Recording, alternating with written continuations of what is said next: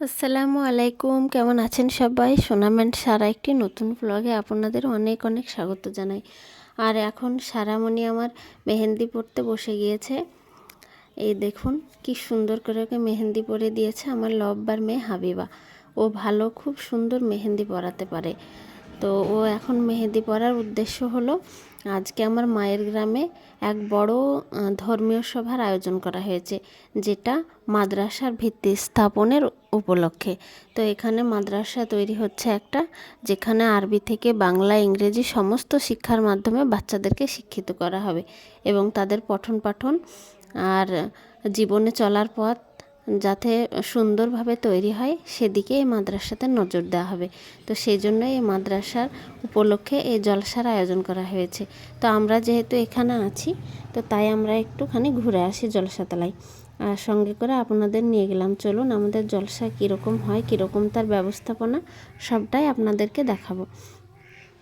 আর এই ঠান্ডার মধ্যে আমরা সবাই হাঁটতে হাঁটতে যাচ্ছি, আর বাচ্চাগুলো খুবই আনন্দ পেয়েছে এই রাত্রে হাঁটাতে। একটুখানি জলসা শুনে তারপরে চলে এলাম আমার নানির বাড়ি, মানে মামাদের বাড়ি। তো মামারা আগে ওই পাড়ায় ছিল, পুরনো বাড়ি ওখানে আছে। তো ওই বাড়ি থেকে এরা নতুন বাড়িতে চলে এসেছে এই পাড়ায়। আর এই দেখুন গাছটায় ফুলগুলো লাইটের আলো পড়ছে, আর এরাও যেন নাচছে। এত সুন্দর লাগছে, মনে হচ্ছে লাইটিং হচ্ছে এখানে, মনে হচ্ছে লাইট সেট করা আছে। আর ওই দেখুন আর একটা গাছ আছে ফুলের।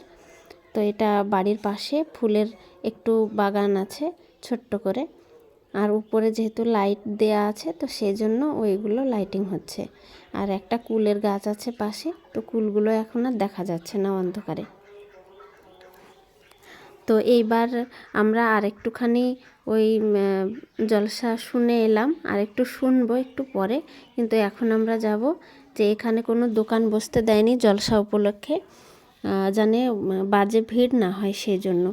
আর সমস্ত লোকের খাওয়া দাওয়ার ব্যবস্থা এখানেই করা হয়েছে, আলাদা করে প্যান্ডেল করা হয়েছে, সেখানে খিচুড়ি খাওয়ানো হবে। তো সেখানেই আমরা যাব এখন।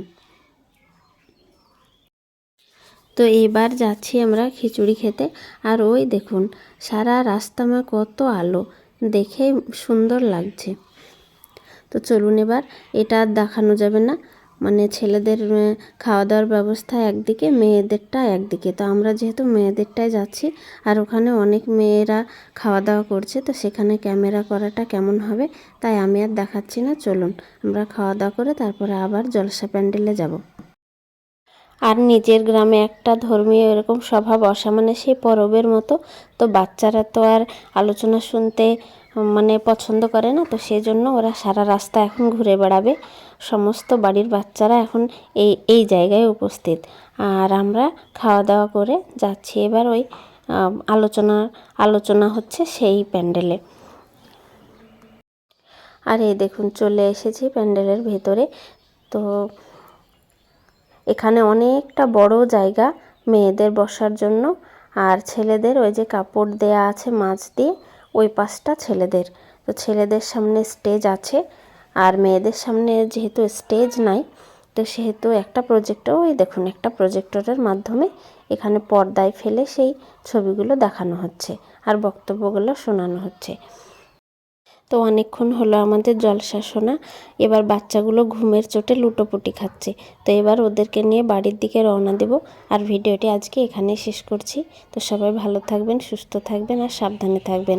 আর এই জলসা যে মাদ্রাসা স্থাপন হচ্ছে তার জন্য দোয়া করবেন।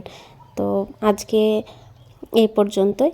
তো যদি ভিডিওতে কিছু ভালো লেগে থাকে তাহলে লাইক, কমেন্ট, শেয়ার করবেন আর আমার চ্যানেলটিকে সাবস্ক্রাইব করে দেবেন। ভালো থাকবেন সবাই, দেখা হবে আবার পরের কোনো ভিডিওতে।